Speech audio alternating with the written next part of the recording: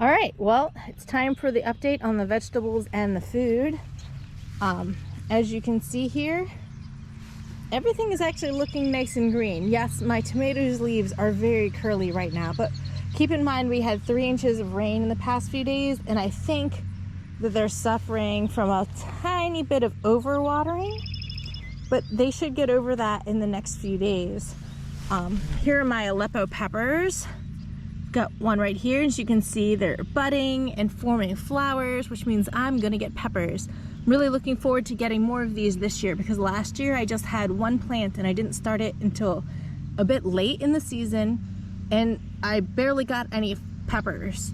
But I really want to smoke and dry Aleppo pepper, or even just dry Aleppo pepper, and make more seasoning this year. One thing I have in here is ants.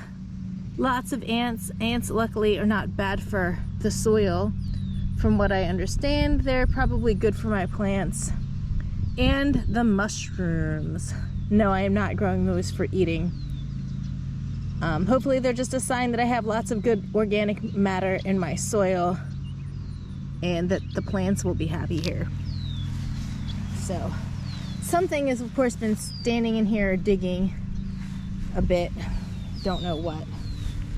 So we've got these are my ahi amarillo peppers. They have not started to flower yet, but they look really healthy. I'm looking forward to those too. They're gonna be delicious. And here are the 2 gochugaru peppers. This is a Korean chili spice. That's really good as well, and I'm looking forward to that. I have a fish pepper here. I've never grown fish pepper before.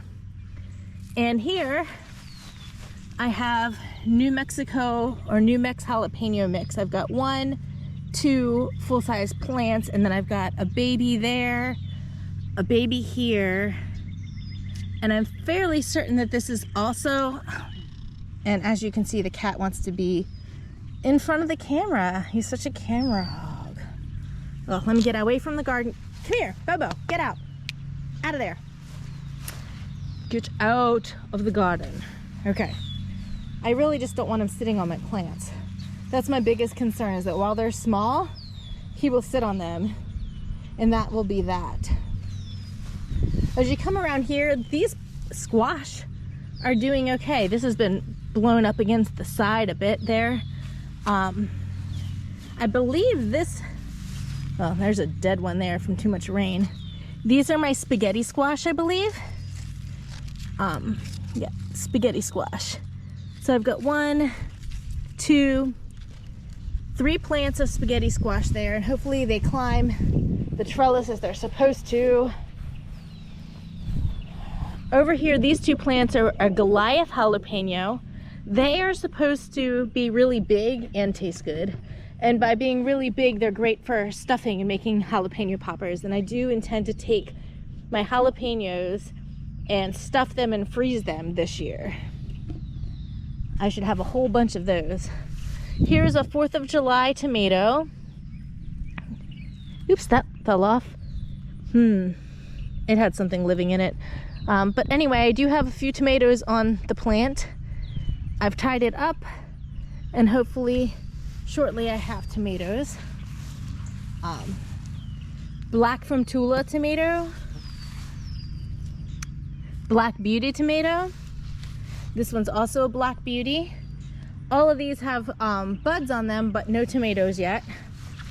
This one is a giant crimson tomato. Giant crimson tomato, the person who gave me the seeds said that they're a rare-ish kind of heirloom. I don't know anything about it because I didn't research it, but they're doing really well. I've got baby tomatoes on there, and so I'm looking forward to trying those. And these 2 here are Cherokee Purple. I'm a fan of the Cherokee Purple. I just hope that they get over this curling leaf issue. And these 2 over here, these plants are Jersey Devil paste tomatoes on this side. So as we move down, I do have some basil planted in here that's coming up. My nasturtiums look great. There's a couple marigolds in there, and I think this is a morning glory, so I guess I better pull that out. Nobody needs morning glory in their garden. It's not good for it. Right here, these two baby plants, they're so small. I'm fairly certain that they're habanada peppers, but they're taking a little while to come up. The ones that you see that are very small here are plants that I planted from seed in this garden. I didn't start them indoors, and that's why they're so small. So over here to this next garden bed, I have, of course, nasturtiums, but I have, this is my honey nut butternut squash. And as you can see, honey nut butternut is a much slower growing squash than the others that I have in here. I do have some marigolds in here in this mix. There's still some kale in here, and there's still some volunteer tomatoes that I have not pulled out yet. I really don't need the kale or the volunteer tomatoes there, but I'm letting them go. Like this guy, I should just pull this out. It's gonna be in the way. This pepper is called Fire and Ice. I really need to look it up and see at what stage the peppers are ready, but this is the first one I have that has peppers on it. There's another Fire and Ice back there. Those guys were freebies with a seed order, I believe from Seeds and Such, but I don't really remember. But I think it was Seeds and Such this year. Now here are my eating peppers, the ones that I just like to eat for their own good. I've got 2 nice shishito pepper plants. They will produce a ton of shishito peppers for me, and I love to roast and eat them, or just fry them up. You saute these with a little salt and pepper and oil, and they're delicious.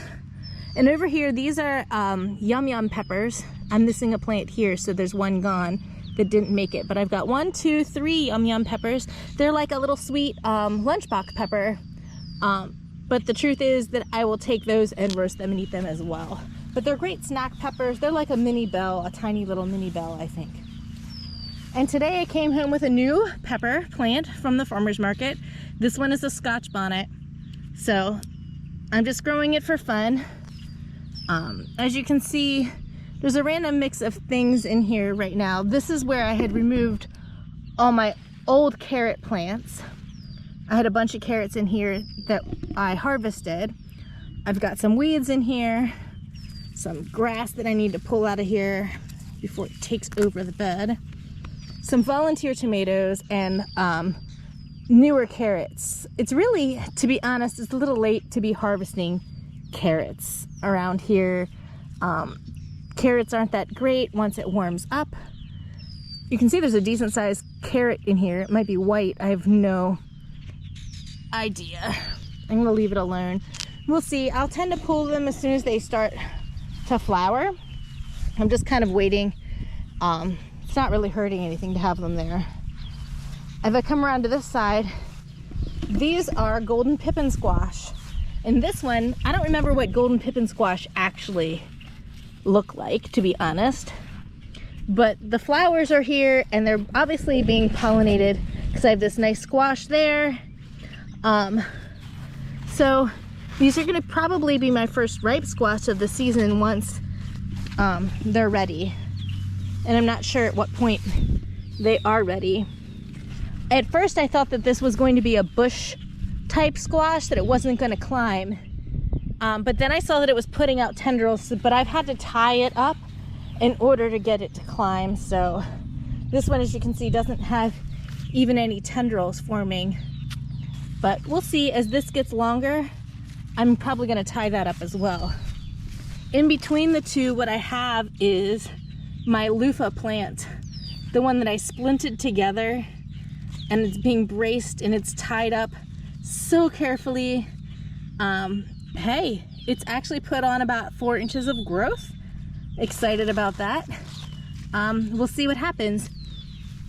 I've never grown loofah before, and it might not even get big enough for me to get flowers out of it. In here, probably just attracting away pollinators, is holy basil. I have to be honest, like, I planted holy basil because people said, oh, plant holy basil, tastes good. There's a YouTube channel I watch where holy basil is her favorite basil. It's also called Tulsi, I think. But to be honest, I don't really care for the holy basil smell. It's just not, I'm just not enjoying the smell of holy basil. So the chances of me planting it again are slim to none, but it is flowering and it is going to help attract pollinators into this section of the garden. Here I have another 4th of July tomato plant. And of course, I want plenty of pollinators around my tomatoes because I want plenty of tomatoes. Here's another volunteer tomato. And then we get into my cherry tomatoes. I've got purple bumblebee, which this one doesn't have any tomatoes, but it does have blossoms. I've got chocolate sprinkles. There's 2 chocolate sprinkles, and as you can see, both of them have tomatoes on them, which is great. And this one here is called, oh, you know what? I have no idea. I think these are volunteers that I left here. I have no idea whether they're going to be big tomatoes or little tomatoes. We won't find out until they grow. So I had an empty space because this is where the carrots were, so I left those 2, and we'll see what happens. But moving on, here we have more tomatoes. This one in the front is a volunteer that I allowed to live. But behind it I have a chocolate pear tomato. I believe both of these plants right here and right here are chocolate pear. I don't see any tomatoes on them yet, but oh, there's some down there. I do have tomatoes. Okay, so chocolate pear tomatoes. Over here, these things, look at all these. I don't know if they're volunteers or if it's sprouting out babies from underneath. It's really hard to tell. I'm gonna have to pull this or trim this. I don't know what this is. I think maybe these are all volunteers. It's so weird when you've had plants in your garden for so long and then you don't know necessarily what you have. This isn't labeled. I guess I'll just leave it here. I hate to pull it. I feel bad pulling it. Right next to it though, this is my sun sugar tomato. I love sun sugar tomatoes. And so I have 2 sun sugar plants here. And then over here, I have a tomato called Tigerella. And then I have more volunteers. I like the volunteers, but it's kind of like, you don't know whether you're gonna get big tomatoes mixed with your small tomatoes. You don't know what variety is growing. And if you don't know what variety is growing, it's harder to tell if they're ripe or not. But we'll see. I mean, up here, well, I don't have a ton of fruit yet, obviously, but it's only the end of June, not even quite yet. So we'll see what happens. I'm pretty pleased so far with what I have in my vegetable patch. Everything's alive and growing. Now, when you come over here to the final garden bed, what you have here really is my cucumber patch. As you can see, I have cucumbers growing.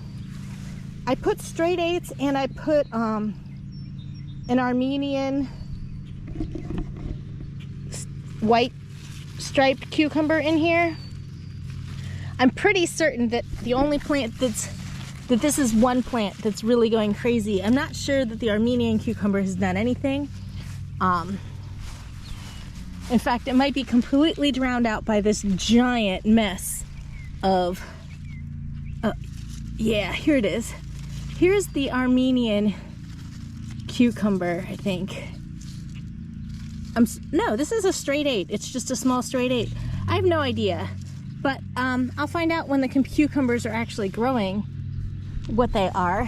But as you can see, I do have a quite healthy cucumber plant there and a very healthy nasturtium growing next to it. The nasturtium actually seems to appreciate having this trellis. Down here I have my strawberries.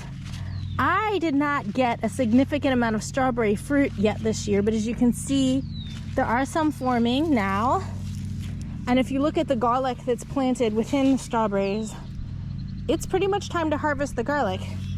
I think I'm waiting through the night. I'm probably gonna try to harvest the garlic tomorrow. I just wanna give it a little bit of time to dry out before I pull it up. So tomorrow I'll harvest the garlic and hopefully that'll give more room for the dill, which is still in here. This is all volunteer dill. And also more room for the strawberries that are in here to put out their runners and really fill this strawberry. Ooh, look what I found. Look at that.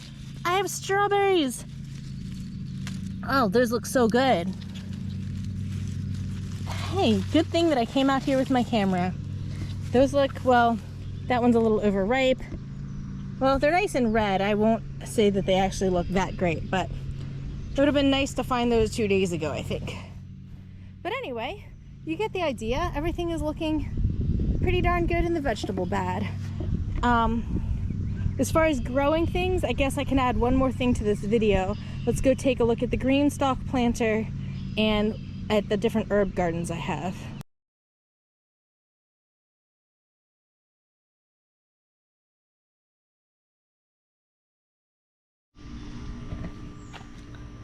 Good morning. So today I harvested my garlic. Here it is. I got quite a bit of garlic out of that one 4x6 bed. I'm pretty excited about that. A couple issues I ran into when harvesting the garlic are that, one, I forgot exactly how many varieties I planted, and there's not really a good way to tell one from another when they're just growing, especially if you don't know anything really about the varieties that you planted. I did come across a label that said soft neck, and it was around these right here. So these, I think, are my soft neck garlic. One way I'm determining that is that there's no evidence here of any garlic scape removal, which means either they didn't grow the garlic scapes as early as the others, or I just harvested them too young, or maybe soft neck doesn't really grow garlic scapes the same way. I really, like I said, don't know enough about it to know. I kind of sorted my garlic by color and if there was a garlic scape removed from it, and that's basically how I'm determining the varieties of garlic that I had. So over here I have whitish garlic that did not have any garlic scapes on it. So I think this is my soft neck garlic. Here, this, I think, these are whitish garlics that do have garlic scapes removed. It's a hard neck variety, and actually I can definitely feel a difference. This is much stiffer in the stem here than, say, one of these. These are much more flexible, so maybe that's what makes it soft neck versus hard neck garlic.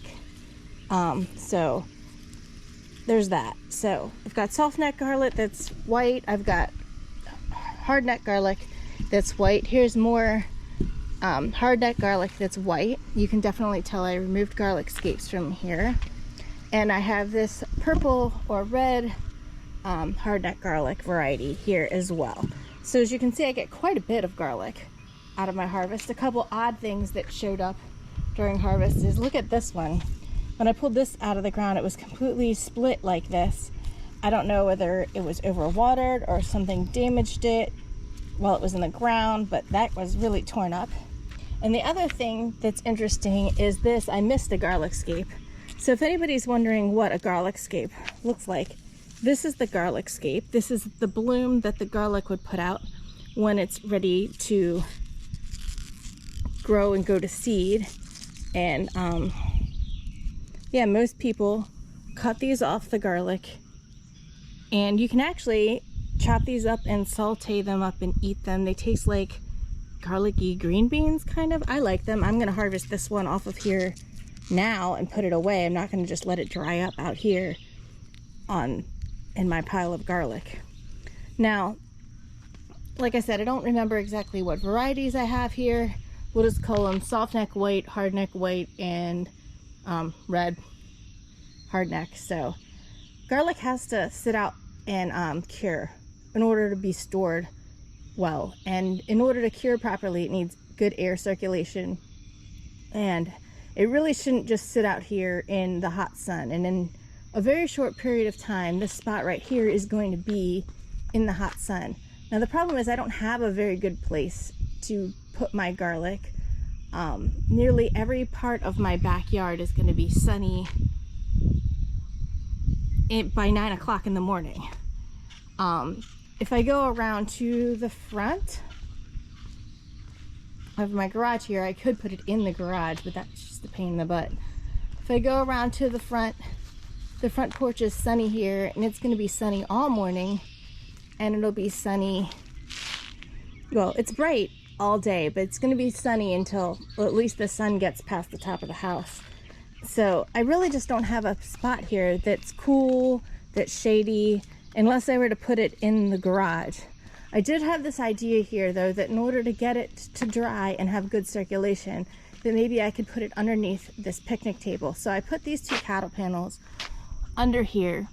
And what I'm going to do is I'm going to set it up so that especially the bulbs of the garlic are underneath the picnic table where they will be the most shaded, and the leaves can stick out here. I'm thinking I'll have the leaves sticking toward the front because the front will at least have the shade of the picnic table itself over it throughout the afternoon. But the key is that it needs air circulation in order to be properly stored and cure. And it's got to sit out here long enough that the outside papery shell of the garlic dries up. And once that dries up, it will be fine for me to clean these off properly and cut the tops off and store them, or whatever I'm going to do with them. I think, yeah, I haven't decided yet. I still actually have garlic in my pantry from last year's harvest. I love garlic. I think I'm going to use it all, and I don't. So I'll definitely be saving some of this for seeds for next year, but I will also almost guaranteed be giving some away. Anyway, I'll show you what it looks like after I've figured out exactly how I'm going to pile it under the picnic table. Alright, well, here it is. I put all the purple garlic in on this side facing the other direction. It should be underneath almost the center of the table, so fairly well protected from the sun, at least the bulbs themselves. And on the other side, and you can see them, the root ends of them, I put all of the white garlic. The hard neck I put on this side. They got to go well under. On this side, I put in the soft neck, and I kind of put it above some of the purple so that it would protect if any sun comes in from this direction and is shining on that, to help protect it a little bit. So we'll see what happens. This is the best thing I can think of for curing my garlic. I don't know if it's the best thing I could have done, but it seemed like my best option. Anyway, we will see what happens, and that's the garlic harvest for the year. The next step is to go over to the garlic bed and make sure that there's no weeds in there and tuck in the strawberries. The other thing I can do over at the garlic bed is perhaps add a little bit more soil so that the new strawberry runners can grow in properly where they need to. Haven't decided yet. I'm probably not going to do it this morning, but we'll walk over there real quick and have a look at what the bed looks like now. All right, well, here we are. This is the bed where I just harvested the strawberries. Not the strawberries. I harvested all of the garlic out of here, and what you see in here is the strawberries. It is my strawberry patch. Also, what you see in here is some volunteer dill. This dill has grown up on its own, but I don't see any reason to remove it. And of course, there's plenty of weeds in here. Now, one thing I want to make sure of is that I have plenty of soil in this bed so that all of these strawberry runners that are coming around have nice places to set down roots and grow. I want to leave the dill, but I want to make sure that all of the strawberries end up happy. I may come in here with some soil and just top off this bed just a bit while everything is still growing nicely. That gives the strawberry crowns, if any of them get covered up a little bit, time to re-emerge to the height that they want to be for the future. I don't know if I'll be planting garlic in this bed. Again, next year I might choose another location for my garlic, simply because it did shade out my strawberries, Yes, this was the first year that the strawberries were in this bed, but I was actually hoping to harvest strawberries, and I haven't really gotten any. I don't think that they got quite enough sun due to the large amount of garlic causing shade in here. But anyway, everything's looking pretty good now. Clean off the tops of my strawberry plants and hope for the best. There's tons of runners on these strawberries, so I'm expecting great things from my strawberries in the future. And these are ever-bearing strawberries, so I may yet harvest strawberries this season. Have a great day, and thanks for checking out my garlic harvest.